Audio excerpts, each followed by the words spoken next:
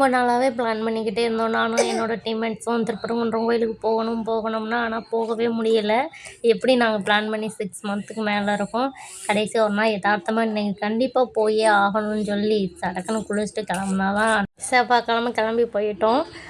பஸ்ஸில் கோயில் செவ்வாய்க்கிழமைன்றனால கொஞ்சம் கூட்டமாக தான் இருந்தது. ஆனால் ரொம்ப கூட்டமாக இல்லை. கொஞ்சம் ஸ்கூல்லாம் திறந்ததுக்கப்புறம் போனதுனால கொஞ்சம் ஃப்ரீயாக தான் இருந்திருந்தது.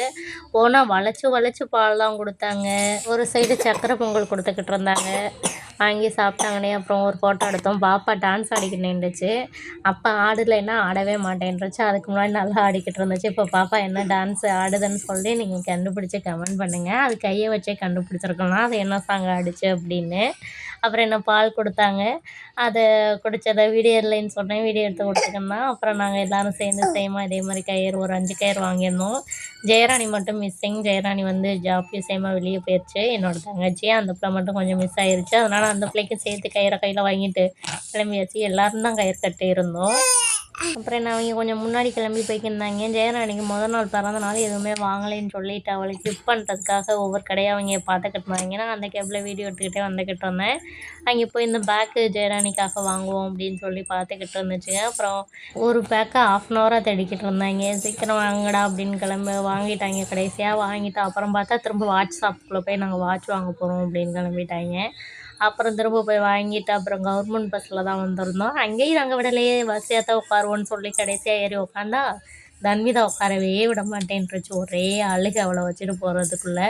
அப்புறம் அங்கேருந்து பெரியார் வந்துவிட்டோம். பெரியாரில் வந்தால் எங்கள் ஏரியா பஸ்ஸு ஒன்று நின்றுச்சு. அதில் ஏறி உட்காந்துருந்தோம். ஒரு ஆள் கூட இல்லை. 1/4 மணி நேரமாக வெயிட் பண்ணோம். அங்கேயும் போய் வரிசையாக தான் உட்காந்துருந்தோம். இது எந்த ஏரியான்னு சொல்லி மாதிரி இருக்கவங்க கமெண்ட் பண்ணுங்கள். நான் மோஸ்ட்லி தெரிஞ்சிருக்கும்.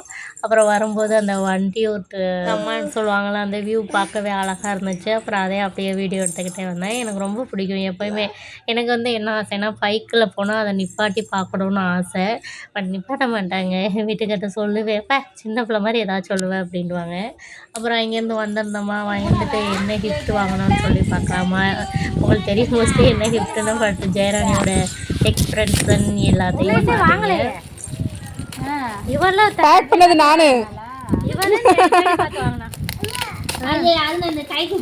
பல்பு பல்பு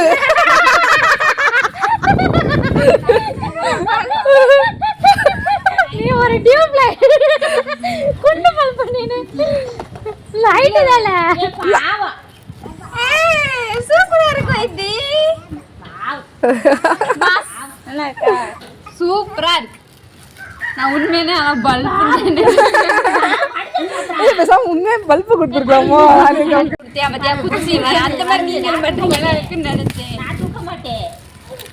கம்மியாதாக்கா செலோ டேப் போட்டனே பிரிக்க ஈஸியா இருக்கும். நல்லா இருக்கு. சூப்பரா இருக்கு. ஆனா எவ்வளவு செலவு பண்ண?